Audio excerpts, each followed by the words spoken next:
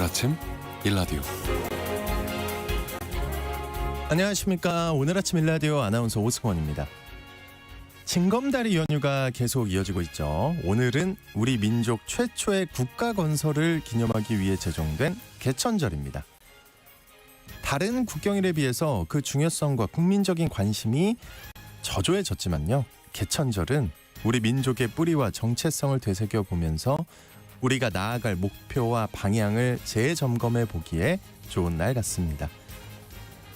지금 세상은 널리 인간 세상을 이롭게 하라는 홍익인간의 정신과는 멀어져서 각종 사회 갈등과 집단의 이기 또 국론 분열과 경제적 어려움 등으로 편치 않을 때가 많은데요. 여기에 또 인구 변화로 지속 가능한 미래는 점점 불투명해 보이고요. 또 기후 위기가 일상화되면서 인류의 미래까지 걱정해야 하는 심각한 상황에 접어들고 있죠.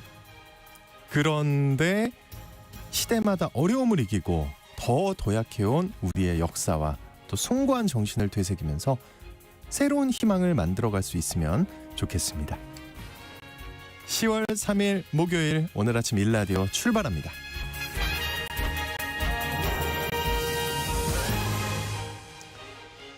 오늘 아침 일라디오 이 시간은 물론 KBS 일라디오의 모든 프로그램은 유튜브 KBS 일라디오 공식 채널이나 모바일 콩 어플리케이션을 통해 실시간으로 함께 하실 수 있습니다. KBS 일라디오 채널 구독과 좋아요, 댓글 많이 부탁드릴게요. 자, 오늘 농수산 이슈 시간에는요. 중국산 배추를 수입하게 된 국내 재배 여건에 대해 살펴보고요. 예술로 떠나는 여행 시간에는 한국인이 좋아하는 소나무로 예술여행 떠나보겠습니다. 오늘 아침 야구 잡설 시간에는요. 어제부로 가을 야구에 돌입한 KBO 이슈를 정리해 보겠습니다. 방송에 참여하실 분들은 단문 50원, 장문 100원이 드는 유료 문자 샵 9730으로 보내주시기 바랍니다. 유익한 정보와 살아있는 이야기가 있습니다. KBS 오늘 아침 일라디오.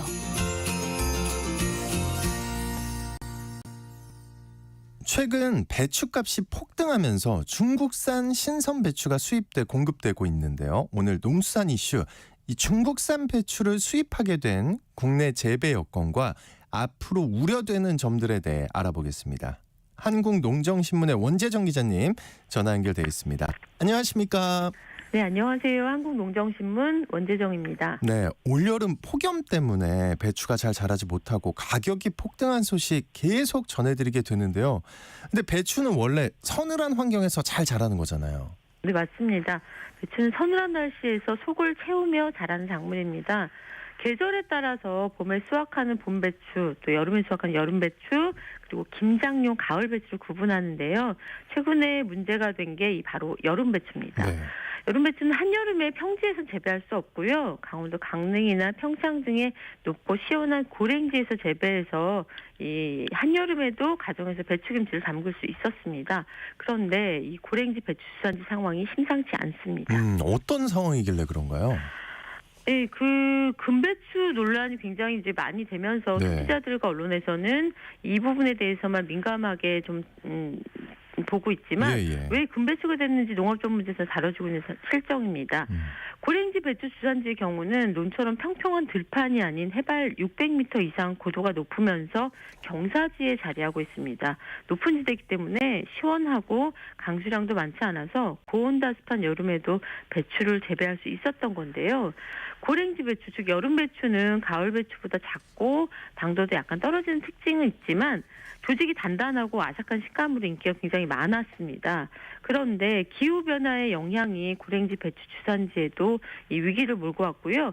지난 8월 초엔 강원도 평창에서 고랭지 채소 생산에 지속 가능한 대책을 모색하기 위한 현장 토론회가 열리기도 했습니다. 그러니까 여름 배추가 재배되는 이 고랭지 환경이 전보다 좀 불리해졌다는 거죠? 네, 당시 발표된 내용, 또 그 직전에 한국농정에서 현장 취재한 내용을 종합해 보면 가장 대표적인 여름 배추 주산지 중 한 곳인 강원도 태백시 일원 매봉산의 경우에는요. 과거에는 눈만 돌리면 배추로 가득했었는데 현재는 양배추, 쌈채소 이런 것들이 재배되고 있고요. 또 풀이 가득 자란 휴경지로 둘러쌀 정도로 재배 면적이 크게 줄었다고 합니다. 산지 유통인에 따르면 수십 년 배추 거래만 해왔는데 체감상 최근에는 재배 면적이 이전보다 한 50% 가까이 감소한 것 같다 이렇게 얘기했고요. 고랭지라도 배추를 계속 농사짓게 되면 병충해에 취약해진다고 합니다. 선충 피해가 대표적인데요. 밭에 선충이 발생하면 배추가 잘 자라지 않아서 관리에 애를 먹고요. 또 선충이 발생한 밭에서 피해를 줄이려면 3년간은 배추를 심지 않아야 하는데 당장 소득이 끊기는 문제 때문에 그 선택도 쉬운 일이 아니라고 합니다. 네. 이 고랭지 배추 주 산지의 상황이 좀 좋아야 가격 파동이 덜할 텐데 수입에 의존하는 정책으로는 생산자와 소비자 모두에게 악순환이 계속 이어지는 거잖아요. 네, 맞습니다. 그래도 다행인 건 고랭지 배추 재배 면적은 이전보다 굉장히 많이 줄었지만 재배 기술을 개발하고 또 품종을 개발하면서 생산 단수가 늘었습니다. 생산량이 소폭 증가하고 있다고 하는데요. 네. 하지만 올해처럼 생산량이 크게 줄어드는 등 이런 생산량의 변화가 극심한 문제를 이 배추는 좀 갖고 있습니다. 네. 고랭지 재배지의 70% 이상이 경사지에 위치하고 있는데요. 이 완만한 산비탈 생각하시면 비슷할 것 같습니다. 경사진 밭에 토양이 많이 유실된 상황이라 지력도 굉장히 약하다고 합니다. 따라서 비료라든가 가축분 퇴비의 사용량이 기준보다 1.5배, 많게는 2.5배 많이 좀 줘야 되는 특징이 있는데요. 네. 올해처럼 배추가 잘 자라지 않으면 비료를 더 많이 줘야 되고 또 병충해 관리에 농약 사용도 더 많아지게 됩니다. 생산비는 점점 더 많이 드는데 소득이 정체되기 때문에 고랭지 배추 재배 면적이 감소하고 있어서 이 생산 기반을 유지할 수 있는 지원 정책이 필요한 상황입니다. 그 산지의 사정 때문에 중국산 배추를 수입하는 일이 벌어졌지 않습니까? 네네. 네. 근데 얼마나 공급되고 있는 건가요? 예, 정부가 이번 여름 배추가 폭등 문제를 해소하기 위해서 배추 수입 결정했는데요. 중국산 신선 배추 수입은 이번 5번째입니다. 2010년대 초반, 그러니까 2010년, 2011년, 2012년에 이렇게 3번 수입했고요. 2020년대 들어서는 2022년과 올해 2번 이렇게 해서 모두 5번인데요. 네. 지난 월요일인 9월 30일에 중국산 신선 배추 16톤이 한국농산식품유통공사 경기도 이천 비축기지에 입고됐습니다. 16톤은 포기수로 따져보면 5,300여 폭이라고 합니다. 정부 계획으로는 이번 주에 100톤을 추가 수입하고 매주 200톤씩 이달 말까지 총 1,100여 톤 수입하게 되고요. 네. 중국산 신선 배추는 식자재 마트라든가 외식업체 등에 공급할 계획이라고 합니다. 근데 이미 이제 중국산 김치 수입량이 많잖아요. 네. 거기다가 또 중국산 신선 배추까지 수입이 됐는데 시장 반응이 궁금합니다. 어떤가요? 예, 정부는 중국산 신선 배추의 경우 소매 시장이 아닌 식자재 마트나 외식업체가 주 수요처다 이렇게 얘기를 하고 있습니다만 가락 시장을 통해서 유통된다면 일반 소비 시장 그러니까 전통 시장이라든가 대형마트에 풀릴 가능성도 있다는 게 업계 전망입니다. 근데 문제는 10월에는 배추값이 조금씩 안정될 것이라고 하거든요. 중국산 배추가 시중에 본격적으로 유통될 때쯤이면 여름 배추 폭등세도 주춤할 것이라는 거죠. 네. 한마디로 뒷북대추라는 평가가 있고요. 수입 배추 때문에 가을 배추 재배 농가들에겐 공급 과잉 여파가 미치지 않을까 굉장히 우려되는 상황입니다. 그럴 것 같은데요. 네. 이 농산물 가격 문제는 결국엔 수급 불균형에서 오는 건데 이 대처가 좀 아쉬워요. 네, 맞습니다. 이번에 수입된 중국산 배추는 이 폭등한 여름 배추값만을 진정시키는 역할을 하고 끝나는 게 아니다는 점 짚어봐야 됩니다. 네. 당근도 과거에는 국내산 중심이었지만 베트남산 당근이 수입되면서 수입산 당근의 시장 점유율이 커지고 있고요. 양파 역시 중국산이 시장을 장악하면서 수입산 농산물 값이 싸다는 고정관념도 바뀌고 있습니다. 수입 양파 가격이 국내산을 웃도는 일도 많아졌거든요. 또 우리나라가 김치 종주국이라는 이름만 있을 뿐 김치 수입량도 매년 늘고 있는데 그중에서 중국산 비중이 절대적입니다. 평년의 김치 수입량이 27만 7천여 톤인데요. 지난해 김치 수입량은 이보다 만여 톤 늘어난 28만 6천여 톤까지 기록했습니다. 김치 수입이 늘면서 국내산 양념 채소류 소비까지 위축되는 이런 연쇄 부작용이 일어나고 있는데요. 급한 불을 끄기 위해서 정부가 농산물 수입 정책을 더 많은 양으로 더 자주 시행하고 있는데 농산물 생산 기반을 유지하는 걸 등한시에서는 이 악순환만 되풀이된다는 점 기억해 주셨으면 좋겠습니다. 그러니까요. 좀 더 수입에 대해서는 보수적으로 접근해 줬으면 좋겠는데. 네, 맞습니다. 네, 대책 마련이 필요할 것 같습니다. 농수산 이슈 한국농정신문의 원재정 기자님과 함께했습니다. 오늘 말씀 고맙습니다. 네, 고맙습니다.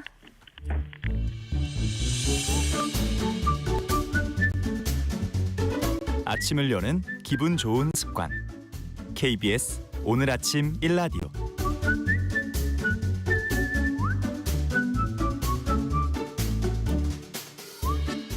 전통의 멋과 맛을 느낄 수 있는 예술로 떠나는 여행 시간입니다. 모던한의 조인선 대표님과 함께합니다. 어서 오십시오. 안녕하세요. 네, 오늘은 어떤 이야기 들려주시나요? 네, 아나운서님 진짜 완연한 가을이 왔어요. 그렇죠? 근데 이게 느낌이요. 완연한 가을이 온 것 같기는 한데 약간 너무 좀 급하게 추워질 것 같은 느낌적인 느낌. 맞아요. 그래서 이 추위가 좀 천천히 왔으면 좋겠는데 요 며칠 너무 날씨도 좋고 화창하고 또 걷기 좋은 너무 좋은 날씨가 이어지고 있는데요. 많은 분들께서 너무나 기다렸던 시원한 가을이었던 만큼 산 좋고 물 좋은 곳으로 트레킹이나 등산을 가시는 분들도 참 많더라고요. 좋을 것 같습니다. 네, 그래서 우리 오나 아나운서님도 바다를 가장 좋아하시겠지만 산도 좋아하시나요? 산은 좋아하는데요. 뱀도 있고 좀 힘들고 좋아하신다고 치고 좋아하지요. 네, 그래서 한국인이 가장 좋아하는 나무로 오랜 역사와 다양한 이야기를 품고 있는 소나무 이야기를 오늘. 저 근데 제일 좋아하는 나무입니다. 그래요? 소나무. 저는 개인적으로 강릉에 그 방풍림이 있어요. 바다 근처에. 네. 소나무로 쫙 돼 있거든요. 해소, 그렇죠. 너무 좋아합니다. 오늘 제가 환상적이죠. 맞아요. 너무 아름답죠. 네. 그래서 산림청에서 1991년부터 이 수행된 나무 국민들에게 나무 선호도 조사를 한 거예요. 귀하가 가장 좋아하는 나무는 무엇입니까? 라는 질문을 한 거죠. 그래서 여기서 2위를 차지한 은행나무와는 굉장히 많은 차이를 보인 나무가 1위? 네, 바로 이 소나무입니다. 그래서 이 50% 이상의 압도적인 선호도를 유지하면서 무려 33년간 부동의 1위를 지키면서 한국을 대표하고 상징하는 국민나무로 깊게 뿌리내리고 있는 것이 바로 이 소나무입니다. 사실 이제 한국에는 단풍나무, 느티나무, 은행나무, 잣나무, 오동나무 등등등 정말 많은 나무들이 자라고 있잖아요. 그런데 왜 유독 한국 사람들은 소나무에 진심일까요? 이유가 있습니다. 네. 그 국민뿐만 아니라 이 전문가 모두가 이 소나무를 가장 좋아하는 나무를 선택한 이유는 이 한국의 소나무는 묵묵히 사람을 도우면서 긴 시간 인간과 더불어 살아갔는데요. 이 목재나 송이 채취와 같은 송이, 소나무 진짜 잘하잖아요. 경제적인 가치, 또 온실가스를 흡수하는 환경적인 가치, 또 신화나 그림, 문학 작품에 자주 등장하는 소나무의 인문학적인 가치 등등. 맞아요. 그런 것 같아요. 소나무를 사랑하는 가장 많은 정말 다양한 이유들이 있지만 궁극적으로 경관적인 가치 때문에 소나무를 가장 좋아한다는 답변이 가장 많았습니다. 그래서 지금도 한국 곳곳에 있는 궁궐이나 능, 묘에서부터 아파트, 병원, 공공건물 등등 어디에 가도 이 조경수로 또 가장 자주 볼 수 있는 나무도 바로 이 소나무잖아요. 그러네요. 생각해보니까. 그래서 이 일상 반경 곳곳에서도 자주 만나는 이 익숙함 속에서 발견하는 친숙함과 편안함이 바로 이 소나무의 미학이 아닐까 싶습니다. 네. 자주 만나는 익숙함 속에서 발견하는 친숙함. 이야, 멋진데요. 그 소나무는 사실은 아까 솔직히 그 생각했어요. 너무 자주 봐서 사람들이 좋아하는 게 아닌가. 익숙해서. 어떻게 생각하면 또 특별하다는 느낌은 잘 안 오는데 어떤 매력이 있을까요? 네, 이 소나무는 한자로 송이라고 하잖아요. 송. 그래서 여기에 또 재미난 설화가 있습니다. 오하나님께서 또 옛날 이야기를 좋아하시니까 제가 재미난 이야기를 하나 드릴까 하는데요. 어느 날 중국의 진시황이 궁녀들을 잔뜩 데리고 이 나들이를 갔는데 돌아오는 길에 갑작스럽게 엄청난 소나기를 만나게 되었다고 합니다. 비를? 넓은 벌판에서 나무도 별로 없고 그래서 비를 피할 수 없어가지고 이 궁녀와 신하들 그리고 진시황도 다 우왕좌왕하고 있는데 저 멀찌감치 가지가 무성하고 넉넉하게 생긴 나무 한 그루가 갑자기 가지를 날개처럼 쫙 펴면서 움직였어. 마치 비를 피할 수 있는 큰 우산 모양을 하고 사람들에게 비를 피할 자리를 만들어 주었다고 합니다. 나무가 정치에 관심이 있었네요. 왕을 가려주네? 승진하고 네. 싶어가지고. 예.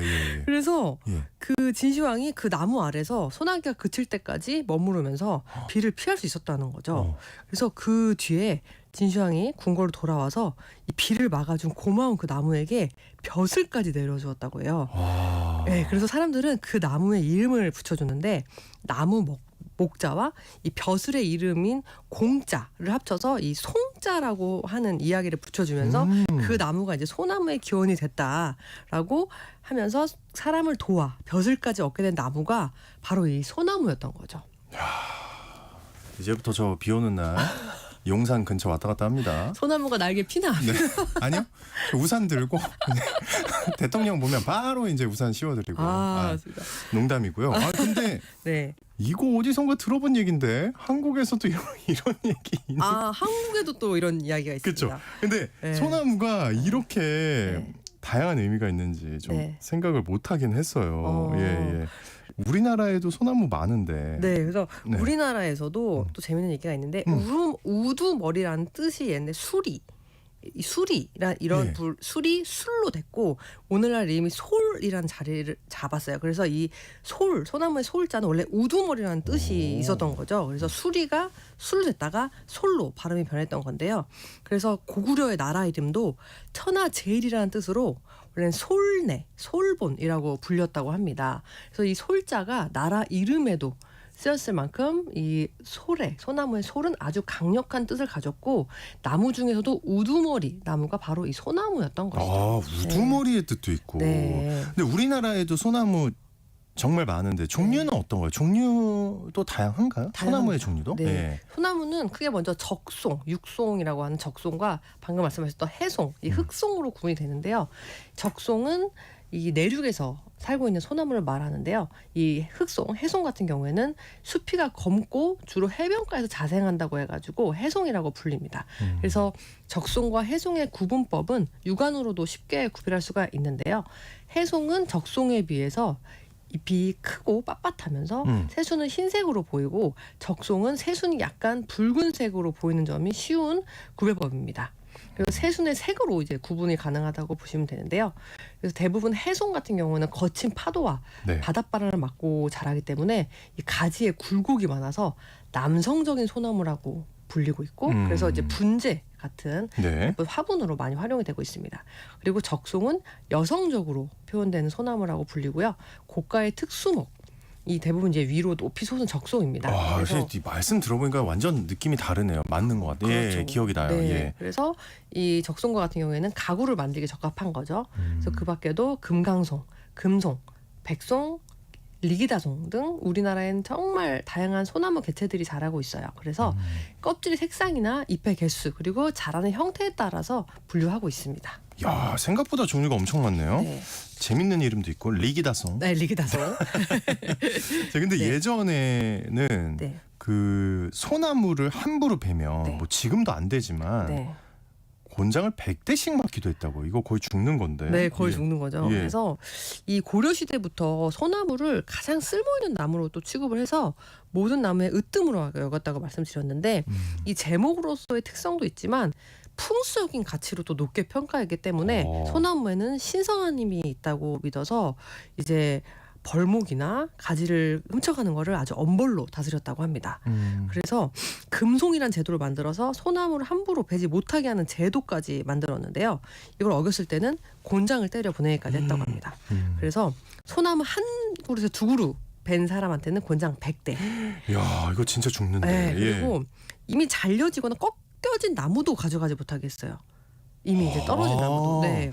예. 그리고 또 이 소나무를 훔쳐갔을 때는 소나무를 잘 지키지 못했다라는 벌로 이 산지기까지 죄를 물어가지고 산지기한테는 매 40대를 때려. 매 곤장은 아니고. 네. 예. 그리고 만약 10그루 이상 많이 뱄다. 그랬을 이거 때는 뭐 거의 사형 아닙니까? 곤장 100대에다가 가족 모두를 이제 변방으로 쫓아서 내쫓았고 또 이 산지기한테는 곤장 100대. 예, 그리고 이제 군인으로 또 파면을 시키고 네.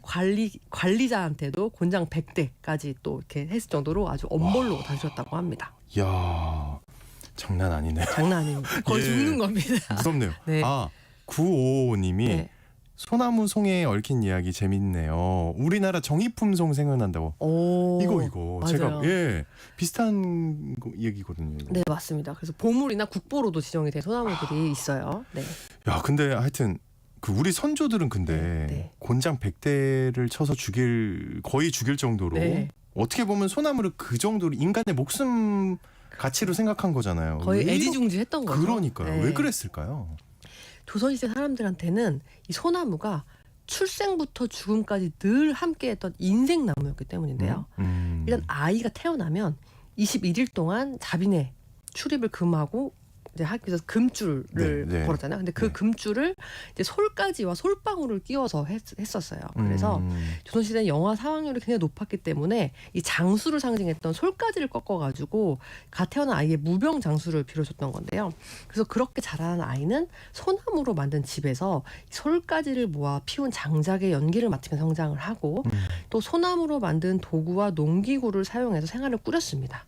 그리고 또 집 주변에서 구하기 쉬운 이 송화가루로 송편이나 또 다식, 맞네요. 송기떡, 송엽주, 솔송주 등 소나무를 이용한 다채로운 음식을 먹으면서 노년을 보냈고 마지막으로 송판으로 만든 관에 들어가서 뒷산 솔밭에 묻혔던 거죠. 세상에. 네. 아, 그렇군요. 네. 예. 그래서 조선 시대에는 대부분의 그 관들이 목관, 목재는 모두 소나무로 이제 모두요. 네, 확인이 되었을 만큼 소나무는 단순한 나무 한 그루를 넘어서 일상의 동반자이자 선조들의 중요한 문화였던 것이죠. 곤장 100대 이해가 간다.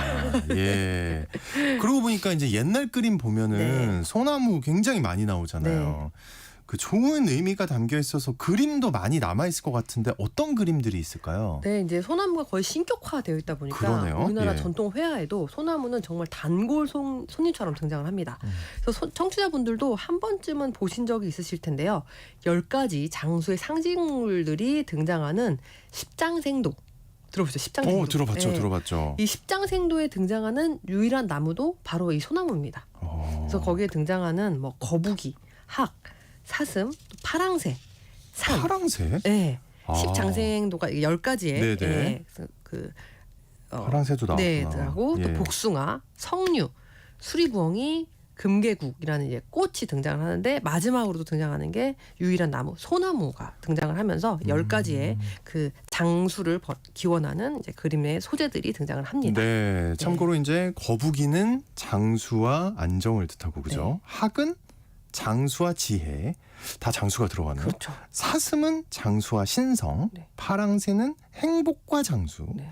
산은 안정과 영원함, 소나무가 이제 강건함, 네. 그리고 장수, 복숭아가 장수와 불사의 열매, 네. 석류는 다산과 번영, 수리부엉이는 장수와 지혜, 금계국은 장수와 번영 이렇다. 네, 일단 장수가 다 들어가면서 그러네요.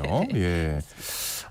진짜 그런 의미가 있는 줄 몰랐는데 저도 이제 날씨가 요즘 좋으니까 그쵸. 공기도 너무 좋고요. 네. 좋은 날씨를 핑계 삼아서 좀 멋진 소나무 숲길. 저는 개인적으로 강릉의 그 길을 진짜 좋아하는데 네.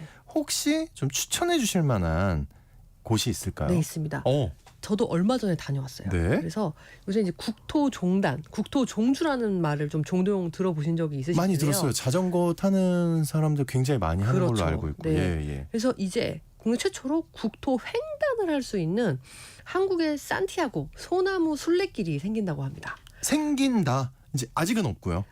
일부 구간이 개통을 했습니다. 예. 네, 그래서 이 한국 지도를 딱 놓고 가로로 횡단을 할 수 있는 국내 최초의 국토 횡단 트레킹 숲길이 조성이 되는데요. 어디를 횡단하느냐가 굉장히 중요할 것 네, 같은데. 그래서 소개를 해드릴게요. 이름하여 동서 트레일입니다. 그래서 경북 울진에서부터 네. 충남 태안까지 총 849km를 연결하는 숲길. 그래서 국내 와. 5개의 시도, 네. 21개의 시군, 87개의 읍면까지 239개의 마을에 숲길이 조성이 되어서 2026년에 완공을 앞두고 또 지난주 금요일에 일부 구간이 개통하면서 많은 등산객들의 관심을 받고 있습니다. 야, 이거 여러 사람들의 마음을 지금 가슴을 뛰게 할 것 같은데. 네, 그래서 이 849km 구간을 걸으면서 동쪽과 서쪽 끝을 연결하는 숲길인데 이 백패킹을 즐기면서 울진의 금강 소나무부터 속리산의 정이품손. 나오네요. 예. 안면도 소나무를 연결하는 이 소나무 대표 숲길을 통해서 다양한 생태적인 환경적, 역사적, 문화적 자원을 발굴하고 활용하면서 한국을 대표하는 소나무 숲길, 또 우리나라뿐만 아니라 전 세계인들에게 한국의 아름다운 소나무 숲길을 선보일 예정이라고 합니다. 네, 그래서 일부 구간이 개통되었어요. 그래서 청취자분들도 이 한국의 아름다운 소나무 숲길과 함께 아름답고 건강한 가을이 되셨으면 좋겠습니다. 지금 또 이제 오늘이 또 쉬는 날이니까 그쵸. 사실 오늘 같은 날 한번 일부 구간이 어딘지는 정확히 모르겠지만 태안에 있습니다. 태안에 그쪽부터 예 그쪽 겸사겸사해서 다녀오시는 것도 좋지 않을까. 또 요새 개국지 개국지 가을 개가 또 알이 꽉 찬 개들이 있어서 가서 드셔보시면 너무 좋아요. 아니 소나무 얘기할 때는 그냥 그렇게 하시다가 개국지 얘기하니까 이렇게 행복하게 먹고 그냥 너무 맛있게 먹고 와가지고. 그렇군요. 네. 자, 예술로 떠나는 여행, 오늘 한국인이 좋아하는 소나무 숲으로 예술 여행 떠나봤습니다. 지금까지 개국지를 좋아하는 모던 한해 조인선 대표님과 함께했습니다. 오늘 말씀 고맙습니다. 감사합니다.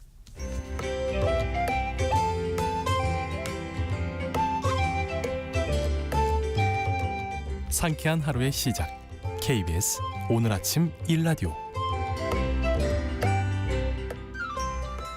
사상 최초 1000만 관중이라는 기록을 남기고 정규 시즌을 마감한 한국 프로야구는 약간은 쌀쌀해진 날씨에도 그 열기가 가라앉지 않고 외려 더 뜨거워지는 것 같습니다. 어제부로 이제 공식적으로 가을 야구에 돌입한 KBO 이모저모를 유튜브 야구 잡설 진행자인 정현재 PD와 정리해 보겠습니다. 어서 오십시오. 안녕하십니까. 자꾸 이 자기소개를 야구 잡설 진행자라고만 할 겁니까? 오늘 아침 PD는 없는 거예요? 오늘 아침 PD라고 하는 것보다 이제 야구 코너니까 야구 잡설 얘기를 좀 해야 그래도 영이 살죠. 알겠습니다. 먼저 최종 순위 한번 짚어주세요. 결국 기아가 최종 우승을 했습니다. 너무 압도적이에요. 제가 올 시즌 중반쯤에 나와서 기아가 왠지 우승할 것 같다. 저 그때 사실 속으로 비웃었거든요. LG가 한다고 생각하셨나요? LG 팬께서? 우리 치고 올라간다. 기아 우승했고 2위 삼성, 기아. 그다음에 LG, 두산, KT까지 가을 야구를 하고요. SSG, 롯데, 한화, NC, 키움 순으로 최종 순위가 근데 정규 시즌 최종 순위고요. 그렇죠. 우리나라는 이제 가을 야구까지 끝나봐야 최종 순위가 또 나오는 거기 때문에. 되게 또 예민하네요.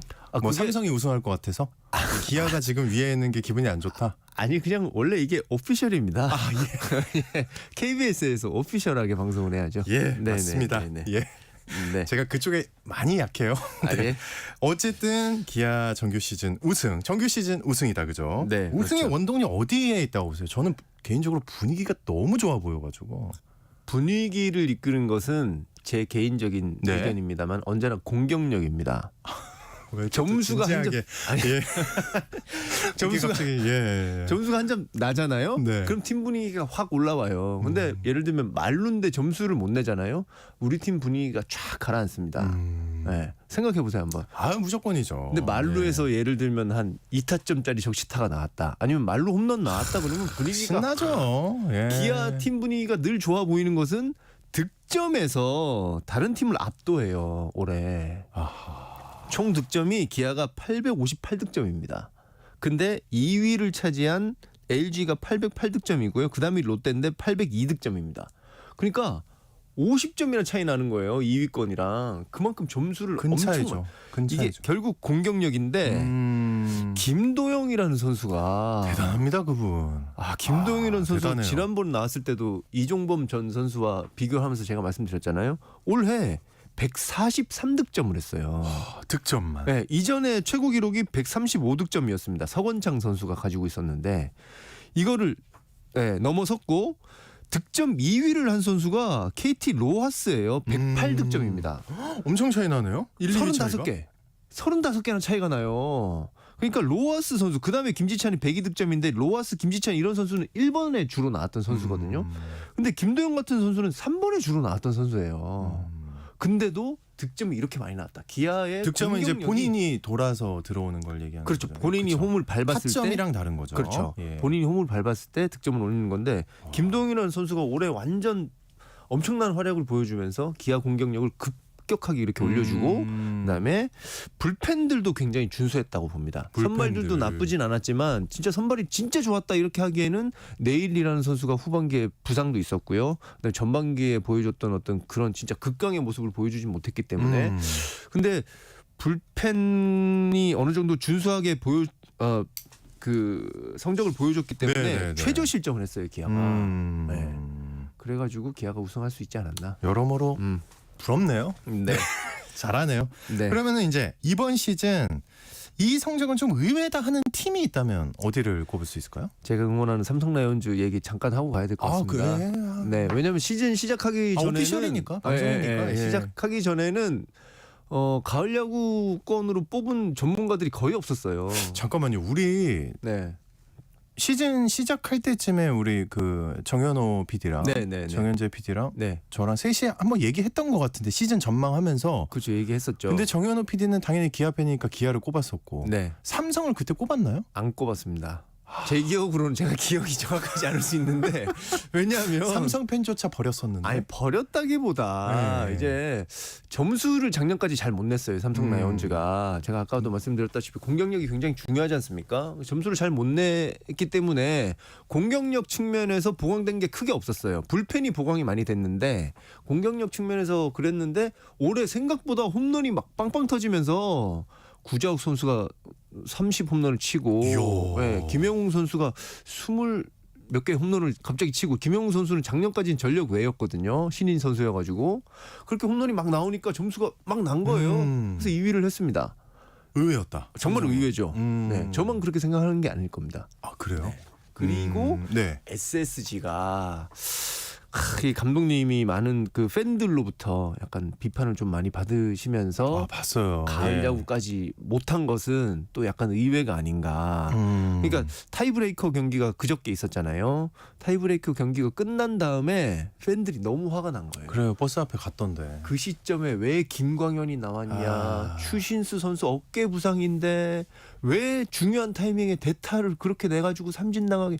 그것뿐만 아니라 한 시즌 내내 약간 이 이승용 감독님께서 약간 언론 친화적인 포지션을 취하셨어요. 그러니까 언론하고 되게 인터뷰도 많이 하시고 근데 그 내용들이 언론 친화적이라는 게 늘 좋지 않은 게 그 내용들이 팬들을 막 화나게 한 거예요. 그래요? 어떤 게 대표적으로 좀 경기 그래요? 결과의 책임 같은 것들을 약간 선수에게 약간 미룬다는 그래요? 그런 비판을 많이 받았습니다. 팬들로부터. 그래가지고 완전 팬들이 타이브레이크 끝난 다음에 이승용 나가 하면서 그 버스를 네네네. 못 가게 에워싸고 잡고 예. 막 그랬거든요. 봤어요. 예. 결과적으로 진짜 좀 좋지 못한 결과 6위였죠.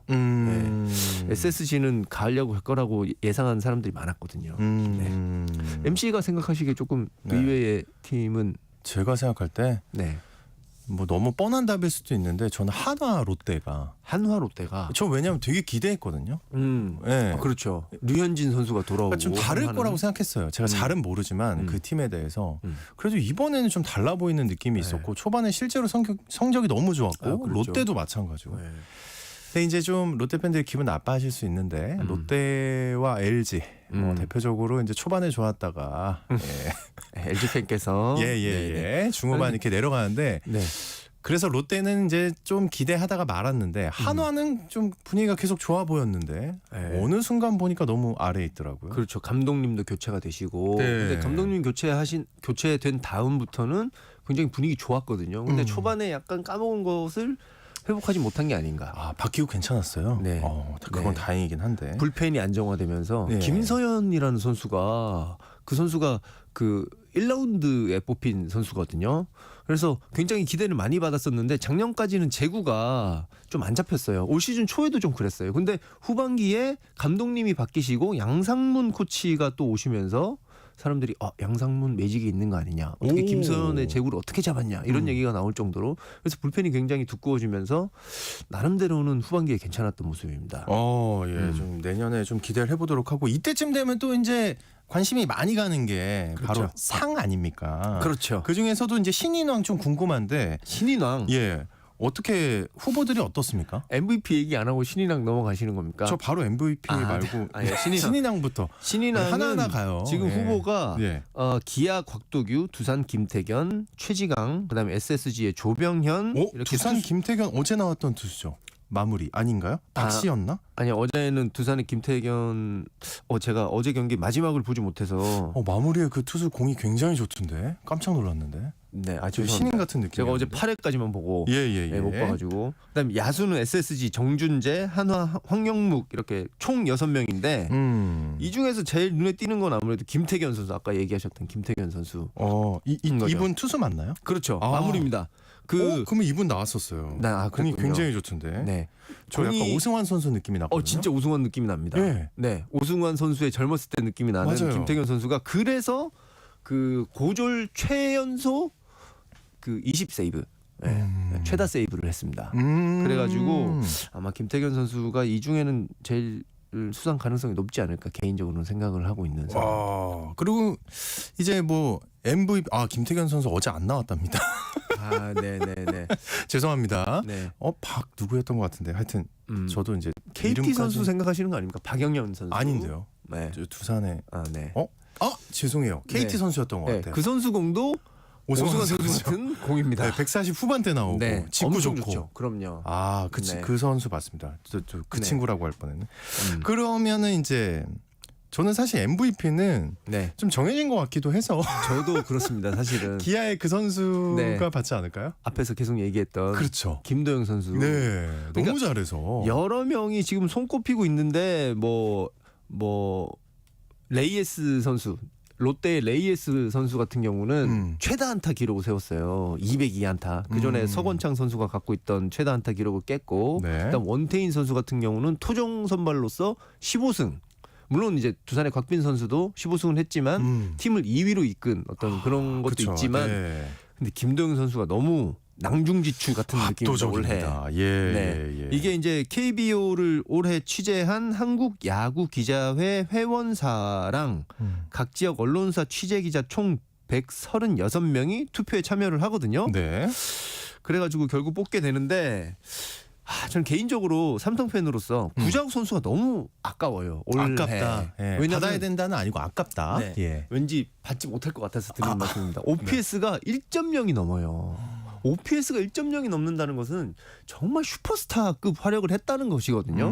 근데 그거보다 약간 어나더 레벨에. 그렇죠. 김도영 선수가 40에 도전했지만 홈런이 2개 모자라가지고 홈런 38개, 도루 40개를 해갖고 기록을 40까지 못했습니다만 아까도 말씀드렸다시피 득점이 143개나 되고 팀을 우승으로 이끌었고 그런 것들이 있기 때문에 아마도 저는 그 메이저리그에 이제 오타니 선수가 있잖아요. 근데 한국에는 김도영 선수가 있다.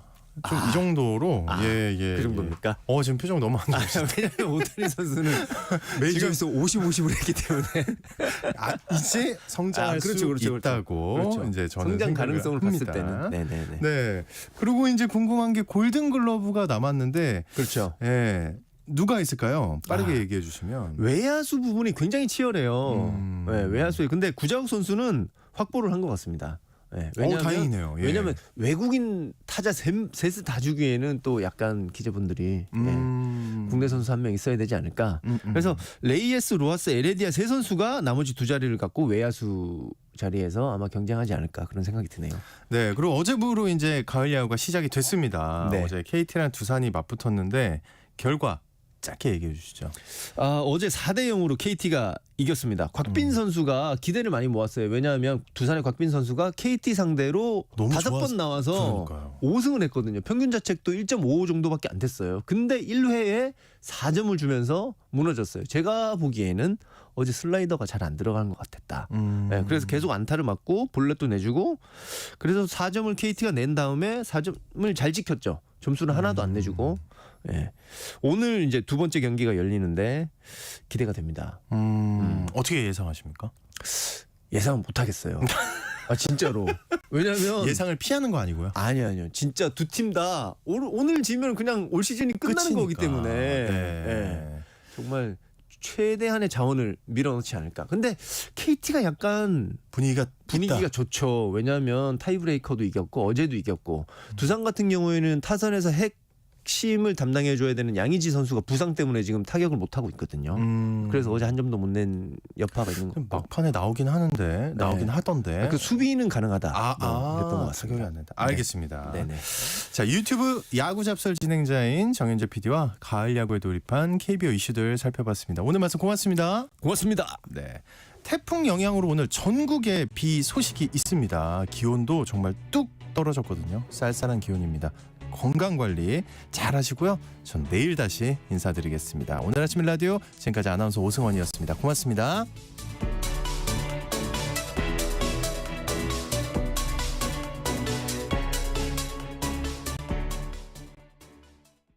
처럼 여행 떠나